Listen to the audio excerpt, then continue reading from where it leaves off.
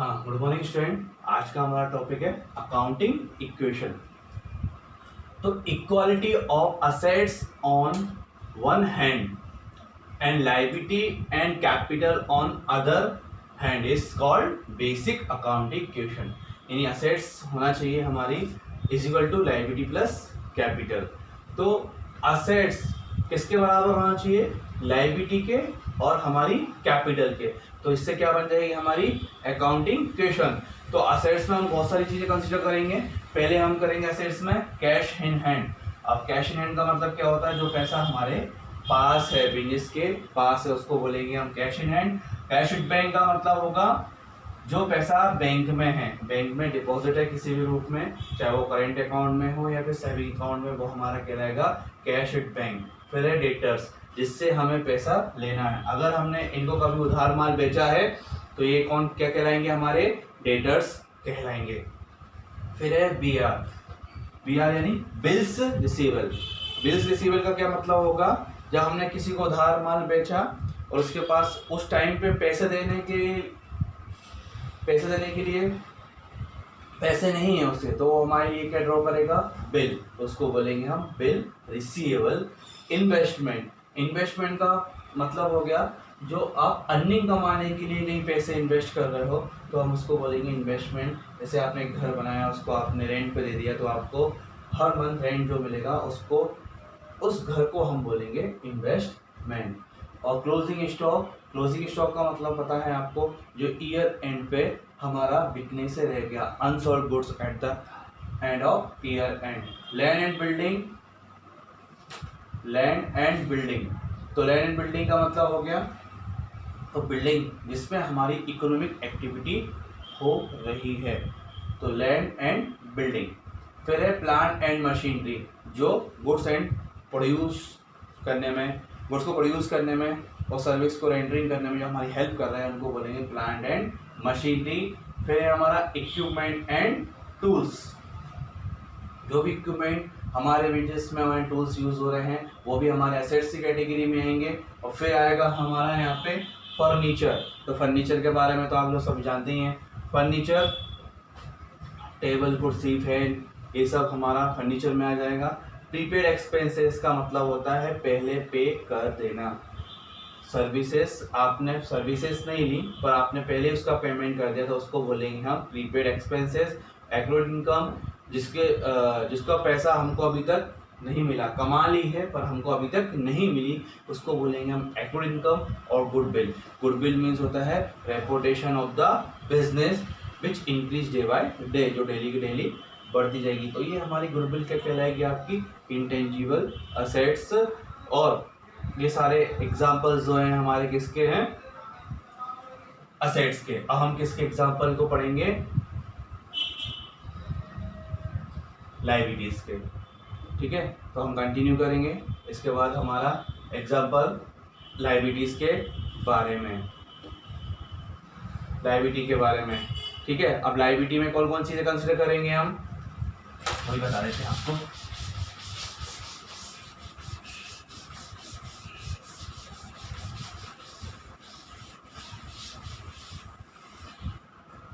तो लायबिलिटी में हम लिखेंगे लायबिलिटीज,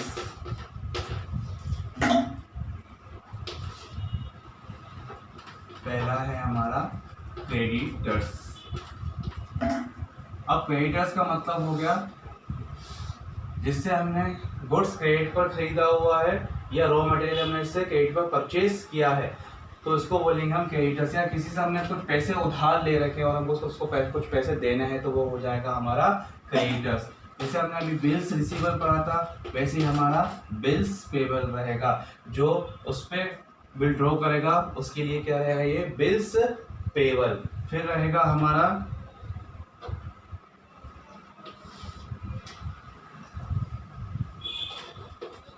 लॉन्ग टर्म।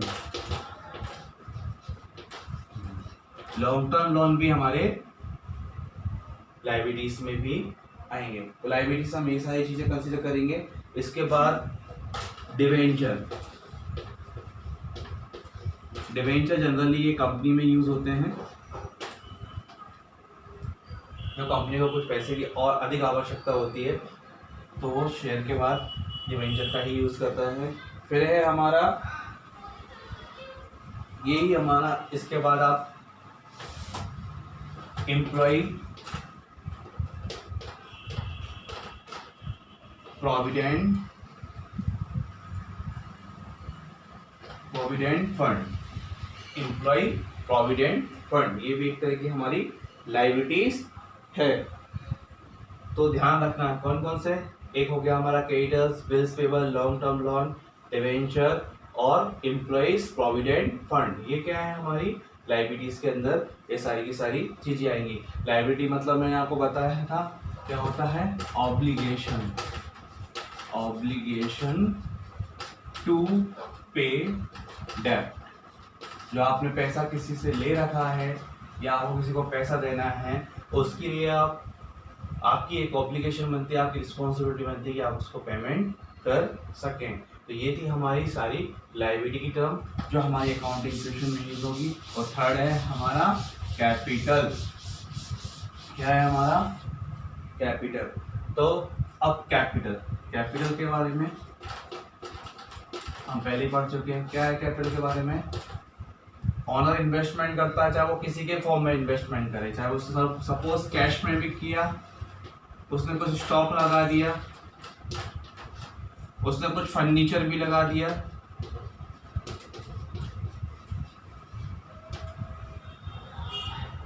ये सब सारी चीजें उसने कब लगाई हैं, जब बिजनेस स्टार्ट किया फर्स्ट डे। कुछ लोग हमारा कैश से स्टार्ट करते हैं तो कैश उनके लिए क्या हो जाएगी, कैपिटल। स्टॉक से करते हैं तो स्टॉक उनके लिए क्या हो जाएगा, कैपिटल। और फर्नीचर से करते हैं तो फर्नीचर उनके लिए क्या हो जाएगी, कैपिटल। तो ये सब चीज थी हमारी। आज हमने इसको डिस्कस करा कि किसके बारे में, असेट्स, लायबिलिटी और कैपिटल के बारे में डिस्कस करा। तो क्या रहेगी हमारी अकाउंटिंग इक्वेशंस, क्या सीखा हमने, assets is equal to liability plus capital. ये पूरी इक्वेशन हमारे इसके बेस पे चलेगी। हम एक एक पॉइंट को कंसीडर करेंगे। सपोज आपके पास total assets are rupees 3,50,000 and creditors are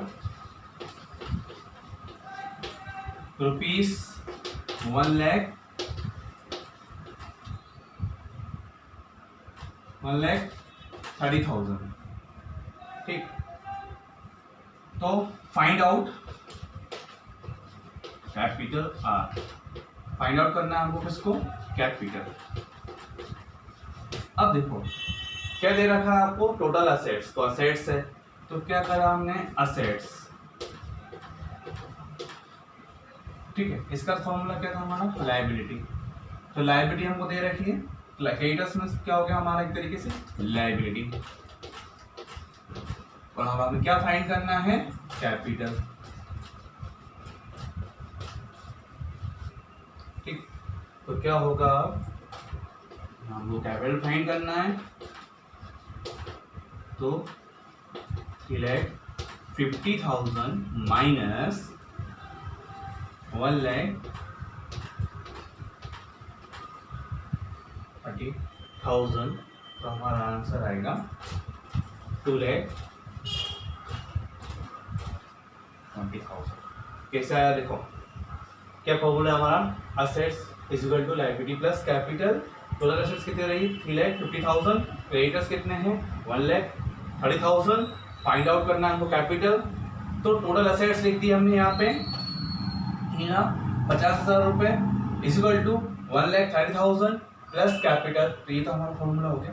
फिर हमें कैपिटल लिया, ये अमाउंट हमने टोटल असेट्स में से क्या माइनस कर दिया, हमने ये टोटल असेट्स थी क्योंकि ये दोनों इक्वल है, ये दोनों और ये कैसी हैं, इक्वल। तो टोटल असेट्स में से हमने क्रेडिटर्स को माइनस कर दिया, तो जो चीज हमारी बची उसको क्या बोलेंगे हम, कैपिटल। तो हम इस तरह से हम हमारी क्या फाइंड आउट करेंगे, कैपिटल। इस तरह से हम इसको शो करेंगे। और एग्जाम्पल हम दूसरा एग्जाम्पल भी समझते हैं, वो कैसे समझेंगे। ठीक है, ये क्लियर हुआ।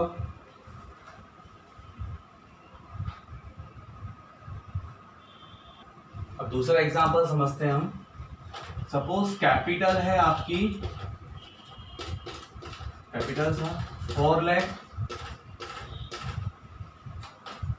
इसके बाद है क्रेडिटर्स आपके ₹1 लाख। ठीक है, क्रेडिटर्स कैसे हैं आपके, कैपिटल है 4 लाख रुपए की, क्रेडिटर्स हैं आपके 1 लाख रुपीस के, और बैंक ओवरड्राफ्ट तो अपन ले लेते हैं बैंक ओवरड्राफ्ट। अब वही फॉर्मूला सबको पता है, asset is equal to liability plus capital. अब देखो ये कैपिटल है, ये हमारी लायबिलिटी है, ये भी कितनी है हमारी 1 लाख। ठीक है, तो देखो ये दोनों क्या हो गई हमारी एक तरीके से लायबिलिटी। तो 1 लाख और 1 लाख कितना हो गया हमारा 2 लाख। तो लायबिलिटी हमने लिख दी यहाँ पे, और कैपिटल कितनी है हमारी 4 लाख। असेट्स है ही नहीं, तो हमारे यहाँ पे ऑटोमेटिक हमारी असेट्स की वैल्यू आ जाएगी, कितना लिख देंगे हम 6 लाख, क्योंकि हमने क्या किया है यहाँ पे कैपिटल को प्लस कर दिया प्लस लायबिलिटी के, तो हमारी वैल्यू ये आ गई। तो ये हो गया हमारा एकदम सेकंड नंबर का एग्जांपल, जिसमें हमें सिर्फ क्या क्या दे रखा था, हमको दे रखा था सिर्फ कैपिटल और लायबिलिटी। कभी आपको असेट्स दे रखी होगी, तो कभी आपको कैपिटल दे रखी होगी, कोई एक चीज मिसिंग होगी तो आपको फाइंड आउट करना है। फिर हम समझते हैं दूसरा। अब क्या करना है आपको, देखो क्या करना है। अब जैसे फॉर एग्जांपल बिजनेस स्टार्ट किया, बिजनेस स्टार्टेड विथ कैपिटल। आपने बिजनेस स्टार्ट करा विथ कैपिटल फॉर ₹5 लाख। ठीक है, अब मैं एक एक क्वेश्चन करके देखो क्या फॉर्मूला रहेगा हमारा, कि ए बराबर लायबिलिटी प्लस कैपिटल। अब जब आप बिजनेस स्टार्ट करोगे तो दो चीजें याद रखना। ऐसा अगर हम इसकी एक जनरल एंट्री बनाते हैं, जनरल एंट्री हम बाद में पढ़ेंगे, तो क्या एंट्री होगी हमारी, cash account debit to capital. तो देखो जो कैश है वो किसके फॉर्म में, जब आप बिजनेस स्टार्ट करोगे तो बिजनेस के पास एक तरीके से कैश आ जाएगी। तो बिजनेस के पास क्या आएगा, कैश आएगी। तो कैश कहां पे होगी आपकी, असेट्स में। ठीक है, ये तो एक तरीके से असेट्स बढ़ जाएगी आपकी, और दूसरी तरीके से यहाँ पे आपकी कैपिटल भी बढ़ जाएगी, क्योंकि हमने पढ़ा है सेपरेट लीगल एंटिटी बिजनेस और बिजनेसमैन अलग अलग होते हैं। अगर बिजनेसमैन ने बिजनेस को कुछ पैसा दिया तो बिजनेस के पास सबसे पहले बात तो क्या, एक तरह एसेट्स बढ़ जाएगी 5 लाख रुपए से, और दूसरी बात कैपिटल बढ़ जाएगी, क्योंकि बिजनेसमैन ने बिजनेस को एक तरीके से उधार दिया। जब बिजनेस बंद हो जाएगा तो पूरा पैसा किसके पास चला जाएगा, बिजनेसमैन के। तो इस केसेस में एक हमारा असेट्स बढ़ जाएगी 5 लाख रुपीज से, और हमारी कैपिटल बढ़ जाएगी 5 लाख रुपीज से। तो हमारी इक्वेशन क्या हो जाएगी, क्लियर हो जाएगी। इसके बाद एक और समझने की कोशिश करना। अब हम 2 क्वेश्चन करने की कोशिश। सपोज अब आपने बिजनेस स्टार्ट किया,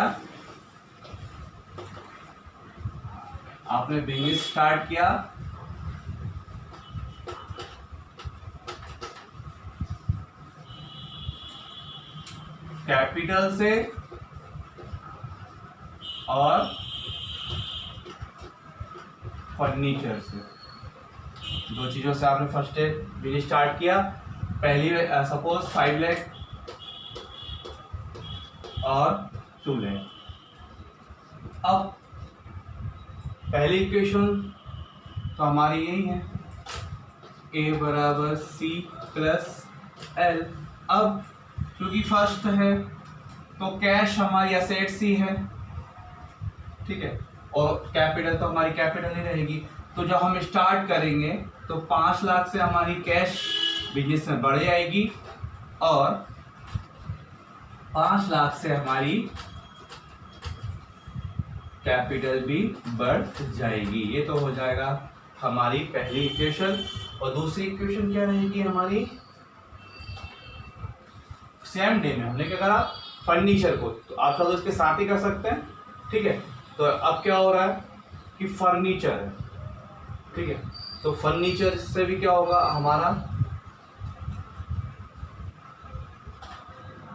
यहाँ पे हम जोड़ लेंगे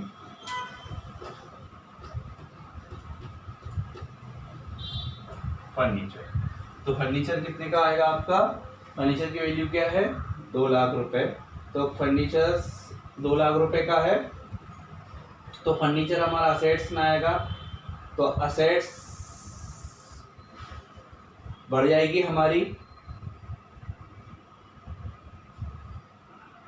ठीक है। अब ये सेम डे वाला, यानी कि 1 तारीख को ही हमने बिजनेस स्टार्ट करा, तो कैपिटल भी 1 तारीख को हमने बिजनेस जब स्टार्ट करा तो हमने किस किस से स्टार्ट करा, एक तो कैपिटल लगाया और फर्नीचर लगाया। जो मैंने बताया था जब भी हम बिजनेस स्टार्ट करेंगे, चाहे हम फर्नीचर लें या हम कुछ भी लेकर आते हैं, तो वो हमारी क्या मानी जाएगी, एक तरीके से कैपिटल। तो यहाँ पे हम हमारे असेट्स में भी एक तरह का कैश हम बढ़ा देंगे, दूसरा फर्नीचर बढ़ा देंगे, और यहाँ पे जो हमारी कैपिटल हो जाएगी वो 7 लाख हो जाएगी। अगर हम इसको अलग तरीके से करें तो 7 लाख हमारा यहाँ आ जाएगा। और कि ये ऐसा क्यों हुआ, क्योंकि बिजनेस स्टार्ट करा हमें 2 चीज़ से, capital plus furniture first day.